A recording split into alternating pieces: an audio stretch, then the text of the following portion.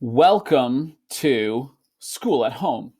Today's School at Home is brought to you by Stonewall Kitchen Buttermilk Pancake and Waffle Mix. Not only is it absolutely scrumptious delicious, but you can use it as a pen holder when you're done. All right, moving on. Today, we're going to be reading the next part in the Revolutionary War. Okay, so this will be lesson 3. All right, so let's just jump right in. When we last left off, we were talking about this, okay? We were talking about King George, and we were talking about the colonists, the American colonists. And what we talked about is that they kept getting bigger and more powerful, right? And England and King George started realizing, okay, these guys are serious. We got to take them seriously. So let's move on. Okay, so follow along. War and independence. The American Revolution is also called the Revolutionary War and the American War of Independence. Now, the reason that it's called the Revolutionary War is because a revolution or a revolt is when you go against something, right? So sure, all wars are revolts, right? You're going against the other side. But this was a revolt or a rebel, right? They were rebelling against Great Britain. So it was a big rebellious thing. If you are a rebellious kid, you don't listen to what your parents say. So these American colonists, many of them were rebelling. So they were revolting. So this is why it's called the Revolutionary War and the American War of Independence, because they wanted to be separate and independent from Great Britain. The first shots of that war were fired on April 19th, 1775. British troops were in Lexington, Massachusetts, searching for hidden arms. Now, they don't mean they were searching for people with extra arms. Where's your other arm? Please show me your other arm. Now give it to me. Yes, now I knew you had an arm hidden under your shirt there. No, they're searching for hidden guns and weapons, cannons. That's what they're searching for. Okay, so they're searching for hidden arms, right? That's why if someone has a gun, you say they are armed. Waiting for the British were 77 Minutemen. They were colonists who were trained to be ready in a minute. No one knows who fired first, but 8 Americans were killed. Okay, so the British soldiers are there, and there's 77 Minutemen. Because things are getting like really tense. The British people are like searching for guns, the colonists that have guns, and other colonists are Minutemen, and they're ready for the fight. And someone fires a shot, and then back and forth. And that day, 8 Americans were killed. Okay, now let's jump. I'll just keep reading. That same day, British and American soldiers fought again later that day at nearby Concord, Massachusetts. The news spread through the colonies, which quickly prepared for war. Now let's jump to the map. Okay, so here we have, here's Massachusetts. That's where all this is taking place. And here, if you look at our map, we have Lexington right in this spot right here. Okay, and we have the militia. If you remember, those are the colonists groups that are ready to fight. Okay, they're little like town people from towns kind of gathering together with their weapons and forming to fight against the British people or the British soldiers. So that's Lexington. Okay, and then later that day, boom, fighting moves over here to Concord. Okay, and we'll talk about that later. Okay, and here's a little picture of an artist that drew what the Battle of Lexington and Concord might look like. You can see this is more like a militia, right? These people aren't wearing uniforms and stuff. They just have on their regular clothes, and they just have some guns and kind of just look like regular colonists. And then here is the British government, right? Look, you can tell that is an army. They're all dressed up in uniforms. They're standing in a line. So this is what's happening, right? Here's just a house nearby. This is back in the day. So this is what's happening at Lexington, and then later in the day at Concord. Let's move on. But not all colonists were ready for a complete break with Britain. hundreds of thousands were still loyal to Britain and its king. They opposed independence. They went against, they said, no, no, no, no, no, we don't think we should be independent from King George and Great Britain.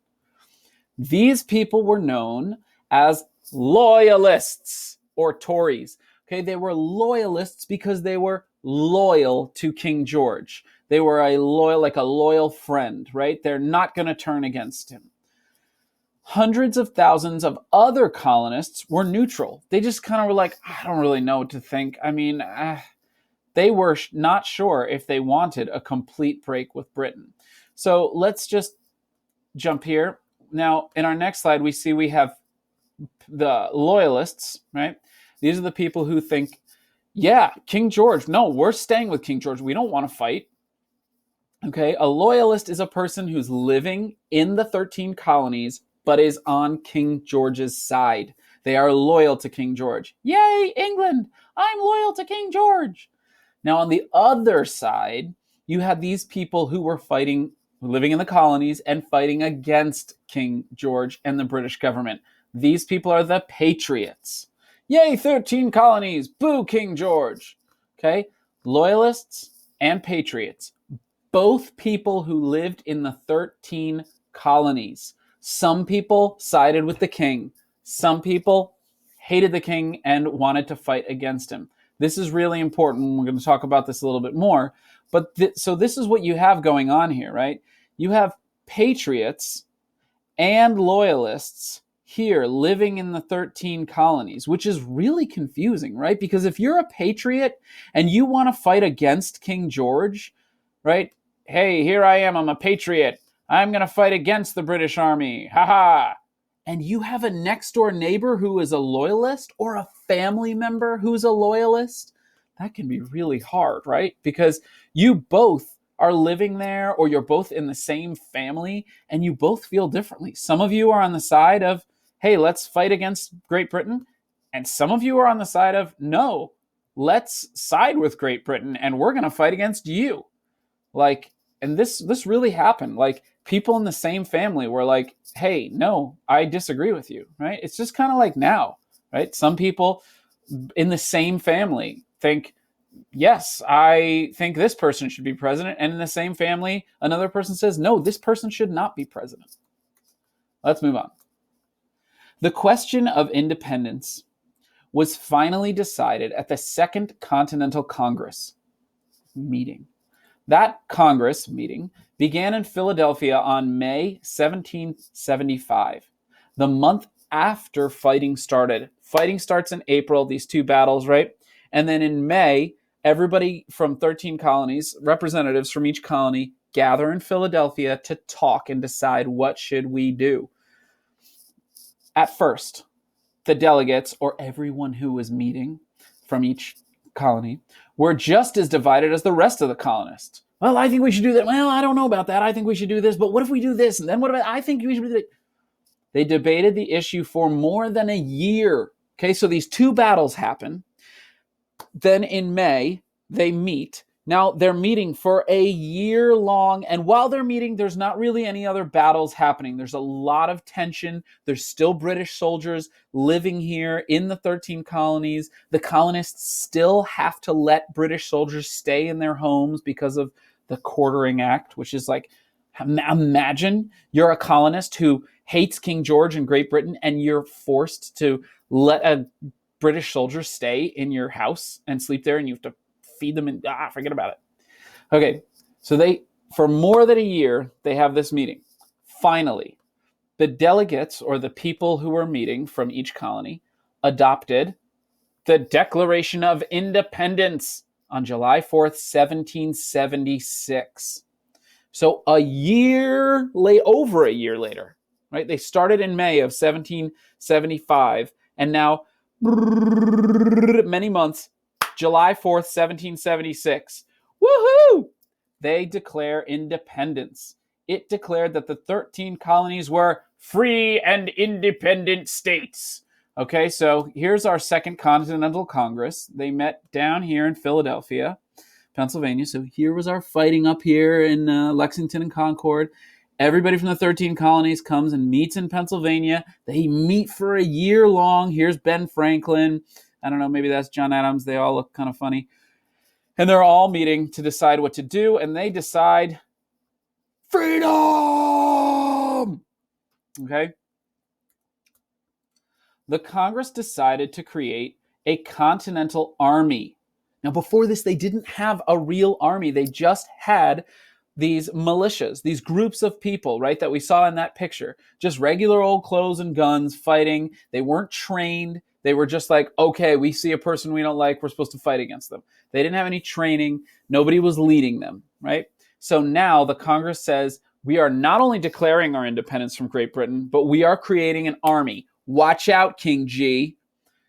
And it picked George Washington to lead it. Hello, George. In addition, it adopted the Articles of Confederation. This created a confederation or a loose union, right? And a union is everybody joined together of the 13 states. Notice this is the first time we're calling them states. We're not calling them, they're not calling them colonies anymore, because they're saying, we're not colonies anymore. We're not your colony, King George. We're going to be free, independent states. And we are going to have these Articles of Confederation that are going to be like rules that help govern us. We're going to be our own government. The Articles also set up a legislature called the Congress of the Confederation. The Congress was the central government of the Confederation. So we have a lot of things going on here. Fighting starts in Massachusetts, in Lexington and Concord. It's the militias, the local militias in the town versus the British government. Then we talk about people who are patriots and support the 13 colonies and want to be independent. We talked about loyalists who support King George. We talked about how those people can be in the same family even, or neighbors, right? Then we talked about how, right, okay, yep, we got the British government here. And then the Second Continental Congress meets. Let's decide what we should do. We're going to be free. We're going to be independent. Hey, by the way, we're going to have a war, and we're choosing George Washington to lead it. Now, the 13 states have declared that they are states, and this dude is going to lead them into battle. Okay? Now, remember, July 1776, July 4th, that's why we celebrate the 4th of July as Independence Day, because that's when they declared, we're free and independent. Now, they pick this guy, and later on that year, 1776, is when the fighting really starts to get real. So, let's stop there. Adios.